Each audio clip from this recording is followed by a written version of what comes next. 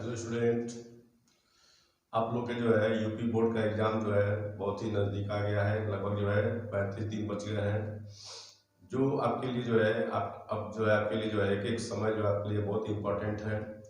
तो आप जो है सभी काम जो है छोड़ के अपने एग्जाम की तैयारी पे लग जाइए। और आपके एग्जाम की तैयारी के लिए जो है हम जो है कुछ न कुछ आपको जो है मटेरियल को प्रोवाइड करते जा रहे हैं, जिसमें से आज हम जो है सॉल्यूशन जो चैप्टर है आप लोग का लेसन 1, ठीक है, उससे हम जो है कुछ उसमें जितने भी आपके फार्मूला है सभी फार्मूला को हम आपको एक साथ प्रोवाइड कर रहे हैं, जिसका भी जो है रिविजन करने में दिक्कत नहीं होगी। तो सॉल्यूशन चैप्टर में जो है बहुत सारे फार्मूला है जिनको आपको देखना है नंबर वाइज। तो सबसे पहले जो है फार्मूला जो है हमारे पास क्या है, वेट परसेंटेज। सबसे पहले हमारे पास क्या है, वेट परसेंटेज। सबसे पहला हमारे पास क्या है, वेट परसेंटेज। वेट परसेंटेज यानी कि जो है इसको हम मास परसेंटेज भी बोलते हैं। मास परसेंटेज भी हम इसको कहते हैं। हिंदी में क्या हो जाएगा, भार प्रतिशत। भार प्रतिशत, या इसको लोग क्या बोल सकते हैं, द्रव्यमान प्रतिशत। द्रव्यमान प्रतिशत, ये पहला टॉपिक है जिसका आपको फार्मूला देखना है। तो देखिए इसमें क्या हमारे पास है, सबसे पहले हमारे पास होता है weight percentage equal to weight of solute upon weight of solution into 100। ये इसका फार्मूला होता है, ठीक है। यानी जो है वेट ऑफ सॉल्यूशन, जितना भी आपका वेट जो आपका जो है सॉल्यूशन है उसका जितना भी वेट है कितना लेना को है, 100 ग्राम। तो 100 ग्राम के सॉल्यूशन में सॉल्यूट का कितना वेट जो है मौजूद है उसको लोग बोलते हैं वेट परसेंटेज। तो इसी सीक्वेंस में जो है हमारे पास दूसरा एक है, क्या होता है, भार प्रतिशत। भार प्रतिशत यानी कि जो है सॉरी आपका जो है दूसरा हमारे पास क्या आ जाएगा, आयतन। भार तो आपका हो गया ये ऊपर, अब पढ़ने क्या है, आयतन प्रतिशत यानी कि जो है volume percentage. Volume percentage, volume percentage. और इसका फार्मूला क्या होता है बच्चों, वॉल्यूम परसेंटेज इक्वल टू होता है volume of solution solute upon volume of solution into 100। ये हो गया इसका फार्मूला, ठीक है। और एक थर्ड होता है इसी सीक्वेंस में हमारे पास प्रबलता प्रतिशत। प्रबलता प्रतिशत यानी कि स्ट्रेंथ परसेंटेज। Strength percentage. तो इसमें क्या होता है, देखिए हमारे पास है, क्या हो जाएगा, स्ट्रेंथ परसेंटेज इक्वल टू आपका हो जाएगा wait of solute upon volume of solution.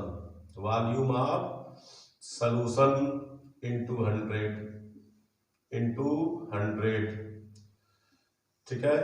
ये हो गया आपका जो है थर्ड फार्मूला लेसन नंबर 1 का। इसके बाद से हमारे पास आता है नॉर्मेलिटी। अब जो हमारे पास आएगा 4 नंबर पे हमारे पास आएगा नॉर्मलता। नॉर्मलता के लिए क्या फार्मूला है, नॉर्मेलिटी के लिए जो है क्या फार्मूला आपको है, नॉर्मेलिटी इक्वल टू होता है weight upon solute upon equivalent weight of solute into volume of solution in litre. Normality का जो है फार्मूला क्या होता है, normality equal to weight of solute upon equivalent weight of solute into volume of solution in litre. अगर हम इस volume को अगर हम ml में चेंज करना चाहें तो ये आपका क्या बन जाएगा formula, W upon E into भी ml।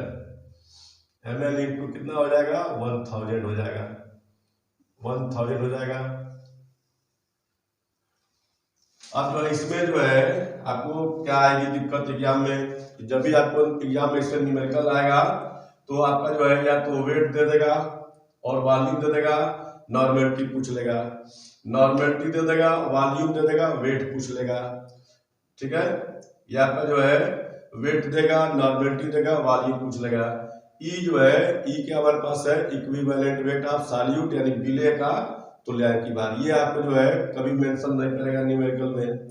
तो इसके लिए भी फार्मूला है, वो भी हम लोग देख सकते हैं। उसका फार्मूला क्या होता है, देखिए उसके लिए हम लोग देखते हैं फार्मूला।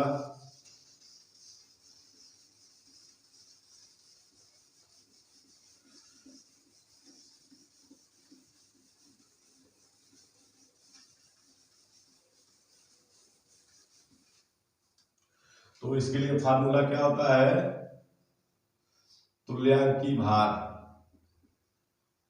तुल्यांकी भार मतलब कि जो है इक्विवेलेंट वेट, इक्विवेलेंट वेट। और इसका फार्मूला क्या होता है, E equal to molecular mass, molecular weight upon n factor, molecular weight upon n factor. यानी कोई भी कंपाउंड हो, कोई भी कंपाउंड हो तो पहले हम उसका मॉलिक्यूलर वेट निकाल लेंगे और मॉलिक्यूलर वेट निकालने के बाद से एन फैक्टर का उसको डिवाइड कर देंगे तो उस कंपाउंड का इक्विवेलेंट वेट फाइंड हो जाएगा।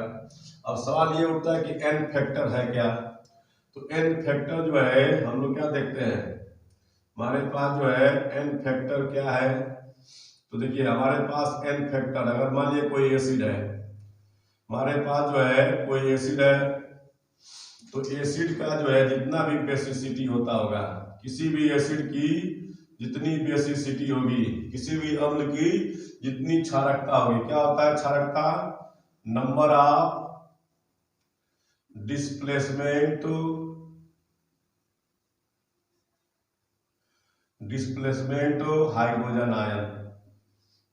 यानी जो है किसी भी एसिड से कितना H प्लस डिस्प्लेस्ड हो सकता है एक्वस मीडियम में, वही उसकी बेसिसिटी होती है और वही उसका एन फैक्टर होता है। तो यानी किसी भी एसिड की बेसिसिटी को हम उसका एन फैक्टर कहते हैं। फिर हम लेते हैं यहाँ पे बेस, बेस का एन फैक्टर क्या होता है, तो उसकी एसिडिटी होती है, एसिडिटी। ये क्या होता है भाई, number of hydroxyl ion, number of hydroxyl ion. तो मान लीजिए जो हमारे पास कोई बेस है तो किसी बेस में कितना OH है, वो कितना OH जो है दे सकता है, तो वो होती है उसकी एसिडिटी और वही जो है उसका एन फैक्टर कहा जाएगा। अब आता है साल्ट, साल्ट के बारे में हम लोग क्या कहेंगे, number of charge, number of charge, number of charges of cations और एनायंस। यानी उस साल्ट के कैटायन पे कितना चार्ज है या उस साल्ट के एनायन पर कितना चार्ज है, उसको हम क्या बोलते हैं, उस साल्ट का एन फैक्टर बोलते हैं। जैसे मान लीजिए हमारे पास जो है H2SO4 है, ये जैसे हम इसको वाटर में डिजॉल्व करेंगे तो ये हमारे पास क्या है, ये एसिड है ये। तो जैसे ये वाटर में जाएगा तो ये बनाएगा 2H प्लस और ये हो गया सल्फेट आयन, सल्फेट आयन हो गया। तो ये एसिड जो है वाटर में जाने पे 2H प्लस जो है दिया है हमको, ठीक है। इसलिए जो है इसकी बेसिसिटी कह लीजिए या जो है इसका एन फैक्टर कह लीजिए, कितना हो जाएगा बच्चों, 2 हो जाएगा। ऐसे मान लीजिए हमारे पास जो है NaOH है, NaOH जब हम वाटर में डिजॉल्व करेंगे तो ये बनाएगा Na प्लस OH माइनस। तो सोडियम हाइड्रोक्साइड जो एक तरह का क्या है, बेस है ये।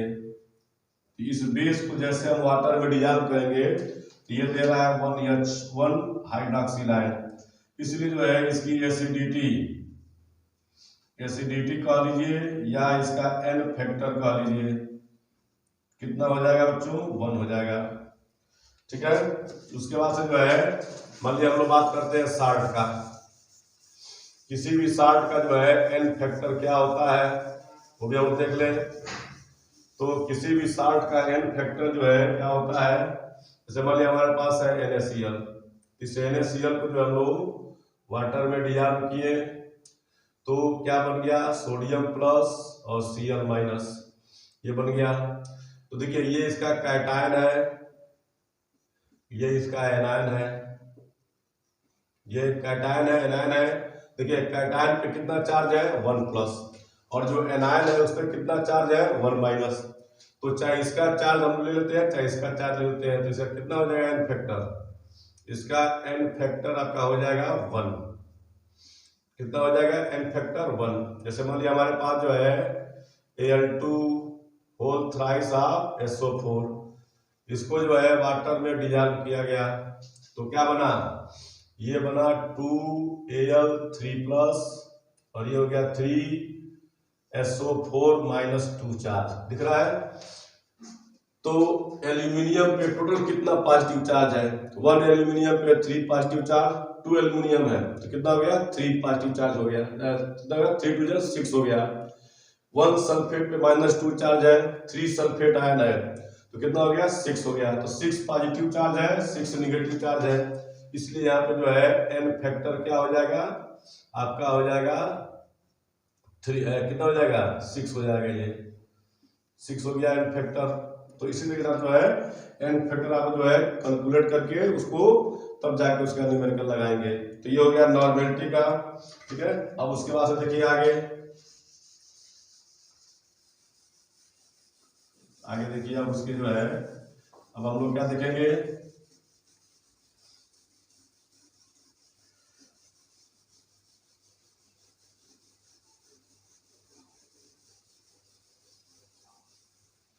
देखिए अब हमारे पास है एक होता है डाइल्यूशन इक्वेशन, यानी कि जो है तनुता का समीकरण,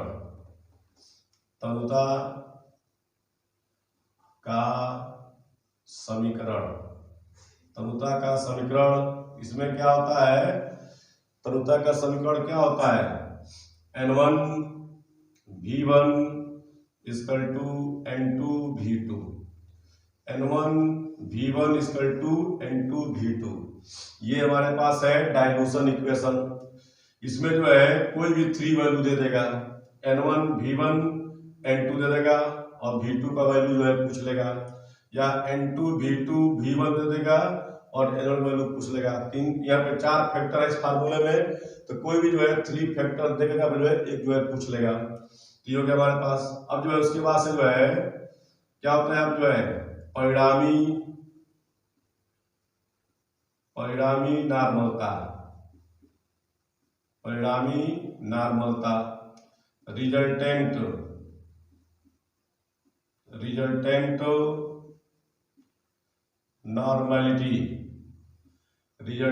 नॉर्मेलिटी, ये क्या होता है, जैसे मान लिया हमारे पास जो है यहाँ पे हम लोग ले लिए 3 सोल्यूशन ये ले लिए, और हम लोग यहाँ पे ले लिए सोल्यूशन B, और हम लोग यहाँ ले लिए सोल्यूशन C।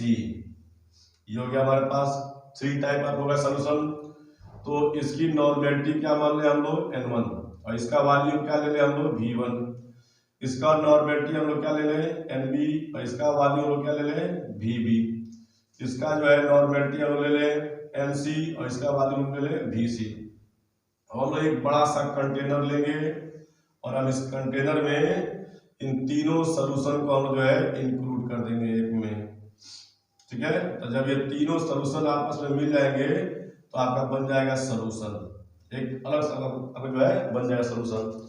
ये तीनों सोल्यूशन जो है मिलके एक बनाएंगे अलग सोल्यूशन।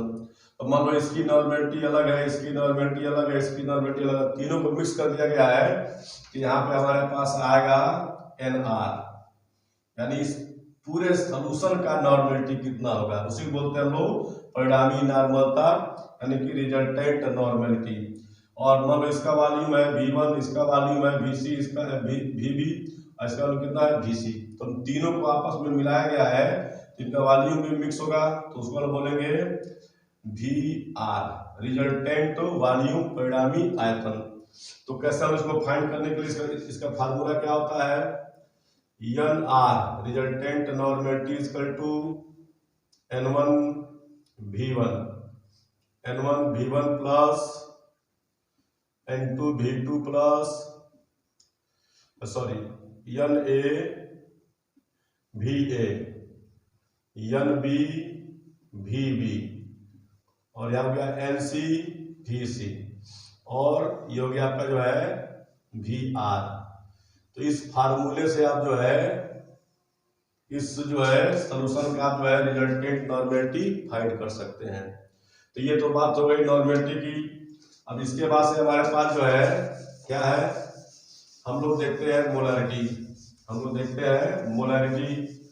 मोलैरिटी का फार्मूला क्या होता है, जब तक आपका फार्मूला नॉर्म नहीं होगा तब तक आप जो है न्यूमेरिकल सॉल्व नहीं कर पाएंगे, नहीं हो पाएगा आपका सॉल्व न्यूमेरिकल। इसीलिए जो है सारे फार्मूला को जो है ठीक से रिवाइज करके जाने हैं। तो देखिए, तो नॉर्मेलिटी का फार्मूला आपको देख लिए। अब देखिए आगे मोलैरिटी।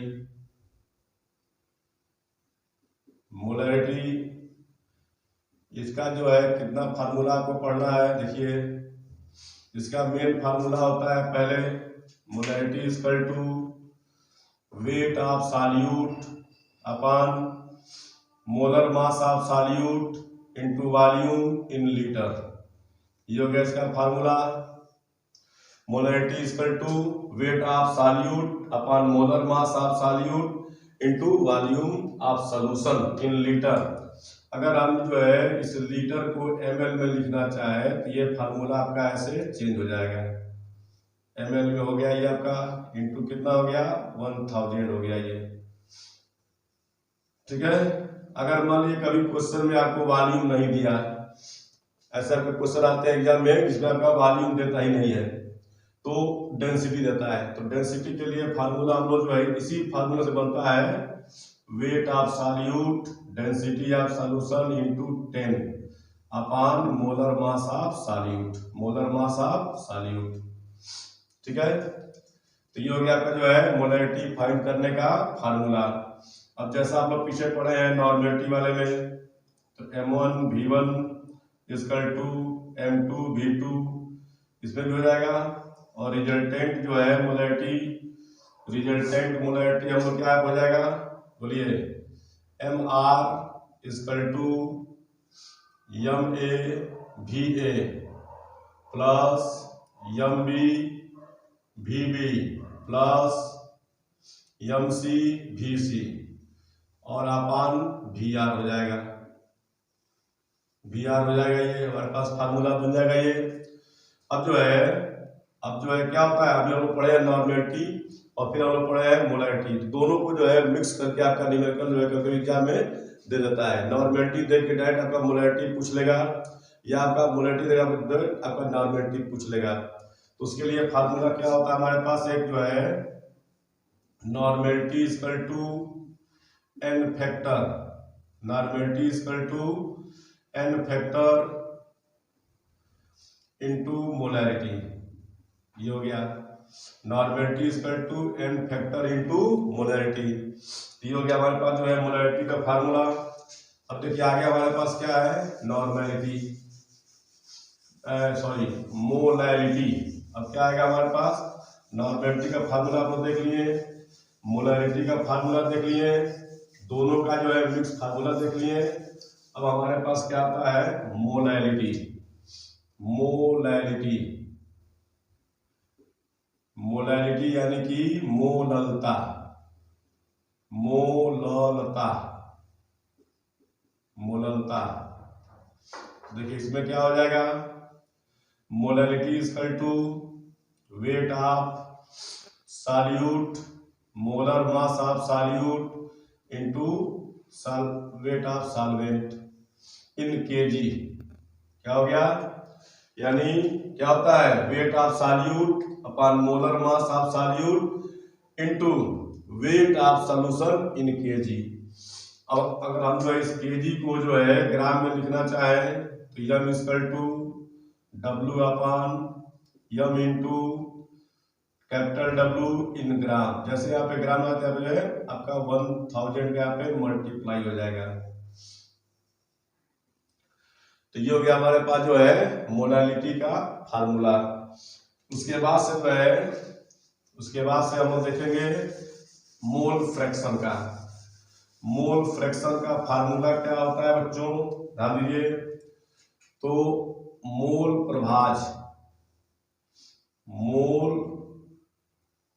प्रभाज कहिए या जो है मोल अंश, मोल प्रभाज या मोल अंश, इसको लोग क्या बोलते हैं, मोल फ्रैक्शन।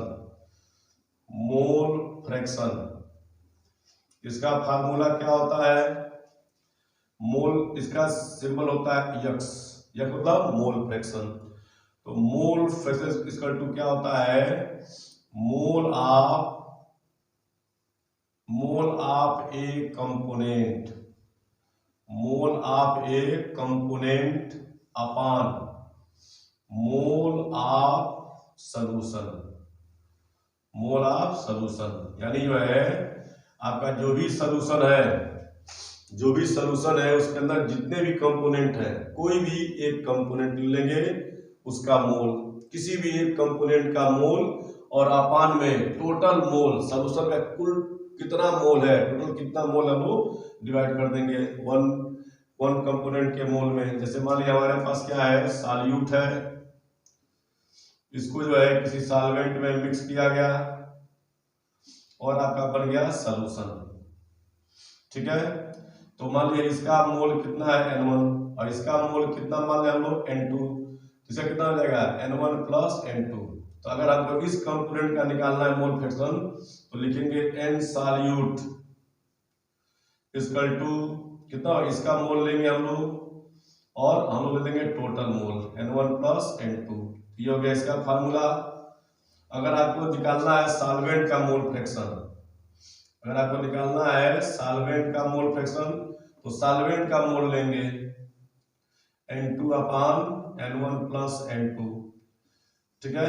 तो ये जो है आपका जो है लेसन 1 का जो है आधा पार्ट का फार्मूला हो गया।